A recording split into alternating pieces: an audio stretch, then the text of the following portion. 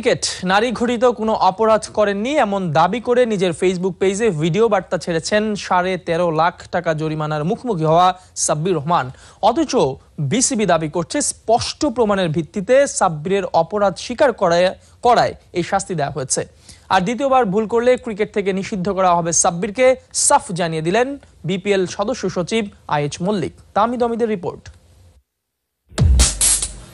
বিপিএলে গুরুতর শৃঙ্খলা ভঙ্গের কারণে সাব্বির রহমানকে প্রায় 13.5 লাখ আর আলামিনকে 12.5 লাখ টাকা জরিমানা করে ক্রিকেট বোর্ড। সে অপরাধ যে নারী ঘটিত তার গোপন থাকেনি। বিব্রত বিসিবিও দিয়েছিল সেই ইঙ্গিত। মানে একটা টার্মই তো বলে দিছি আসলে যে শৃঙ্খলাজনিত কারণ, পাবলিকলি কি ধরনের শৃঙ্খলাজনিত কারণ এটা আসলে আমরা বলতে যাচ্ছি না। কিন্তু শনিবার সাব্বির রহমান তার ভেরিফাইড ফেসবুক পেজে সবকিছু অস্বীকার করে ভিডিও বার্তা দেন। আপনাকে বিশ্বাস আমি কাজটা মনে করেছি।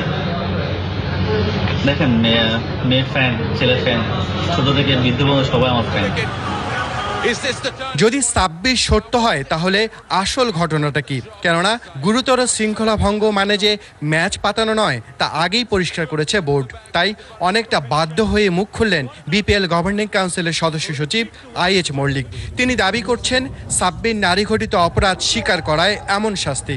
সাব্বির যে ইস্যুতে শাস্তি পেয়েছে সেই ইস্যু সে নিজেই স্বীকার করে গেছে। যেহেতু একটু জিনিসটা আমরা মিডিয়াতে বলতে চাই না, কারণ very young cricketer, very promising, সামনে ওর একটা বিরাট ফিউচার আছে। আমরা আশা করব ও রেকটিফাই হয়ে যাবে। বিপিএলের কথা চিন্তা করেই নাকি শাস্তির মাত্রা কম হয়েছিল, নিষিদ্ধ করা হয়নি ম্যাচ থেকে। তবে এমন ভুল দ্বিতীয়বার হলে শাস্তি যে আরো কঠিন হবে তা মনে করিয়ে দিলেন মল্লিক। ভবিষ্যতে যদি এই ঘটনা সে দ্বিতীয়বার ঘটায়, দ্ব্যর্থহীনভাবে বলতে পারি যে আমাদের বোর্ড প্রেসিডেন্ট এইসব ব্যাপারে খুবই স্ট্রিক্ট, ও ব্যান্ড হয়েও যেতে পারে। সো এইসব কাজ থেকে তাকে বিরত থাকতেই হবে। তবে অপরাধ স্বীকার করার পর লোকলজ্জার হাত থেকে রক্ষা পাওয়ার জন্য এমন কাণ্ড করে নিজেকে আরো বিতর্কিত করে তুললেন সাব্বির। তাই তো প্রশ্ন থেকেই যায় 13.5 লাখ টাকার জরিমানা আসলে কতটা ঘুম ভাঙাতে পারল সাব্বিরের।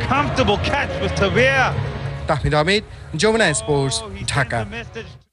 এদিকে দল গঠনে শৃঙ্খলাকে গুরুত্ব দেওয়ার কথা বলছেন প্রধান নির্বাচক মিনহাজুল আবেদিন নান্নু। সাফ জানিয়ে দিলেন বিপিএলে শুধুমাত্র মাঠের খেলায় ভালো করলেই জাতীয় দলে সুযোগ পাওয়া সম্ভব হবে না কোনো ক্রিকেটারের। সাবেক অধিনায়ক জানালেন সব ঠিক থাকলেই কেবল কোনো ক্রিকেটারকে বিবেচনায় রাখা হবে, করা হতে পারে ডেভেলপিং স্কোয়াডের অংশ। বিপিএল প্রায় শেষ পর্যায়ে। এবারের টুর্নামেন্টে দেশি ক্রিকেটারদের দাপুটে পারফরমেন্স খুশি করেছে বিসিবি কর্মকর্তাদের। ব্যাট হাতে তামিম মুশফিকদের সঙ্গে ভালো করেছেন মেহেদী মারুফের মতো নতুন ক্রিকেটাররাও। তবে কেবল বিপিএল খেললেই আসা যাবে না জাতীয় দলের বিবেচনায়, সাফ জানিয়ে দিলেন প্রধান নির্বাচক। এই শর্টার ভার্সন থেকে ভালো প্লেয়ার পাওয়াও কিন্তু মুশকিল। তো সেই হিসাবে আমাদের সবসময় নজর থাকে লঙ্গার ভার্সন ক্রিকেট এবং 50 ওভার্সে ওডিআইয়ের মধ্যে।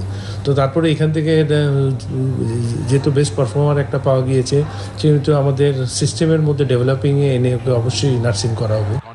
এবারের বিপিএলের মাঠের খেলাকে কিছুটা ম্লান করেছে ক্রিকেটারদের শৃঙ্খলা ভঙ্গের ঘটনা। ইতিমধ্যেই সাব্বির রহমান ও আলামিন হোসেনকে বড় অঙ্কের আর্থিক জরিমানা করেছে বোর্ড।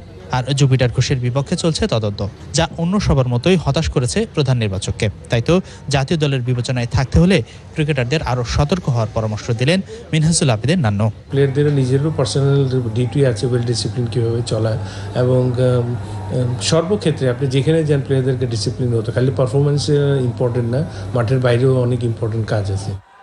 এদিকে বিপিএলে বাংলাদেশের ওয়ানডে অধিনায়ক মাশরাফি বিন মুর্তজা গেল কয়েক ম্যাচে হ্যামস্ট্রিকের চোটের কারণে শর্ট রান আপে বল করছেন। তাই তো টাইগার সমর্থকদের মনে প্রশ্ন, নিউজিল্যান্ড সফরে শতভাগ ফিট মাশরাফিকে পাওয়া যাবে তো? এমন প্রশ্নের জবাবে আশ্বস্ত করলেন প্রধান নির্বাচক। এখনও তো আমাদের ফিজিও বা ডাক্তারের কাছে কিন্তু কোনো কিছু আমরা পাইনি যে কারো কোনো ইনজুরির কিছু আছে কিনা। তারপরেও যাওয়ার আগে তো অবশ্যই সবাইকে দেখা হবে ফিটনেসে। তো সেই হিসাবে মনে করি যে যেহেতু মেজর কিছু নাই, সেই হিসাবে অত চিন্তার বিষয়।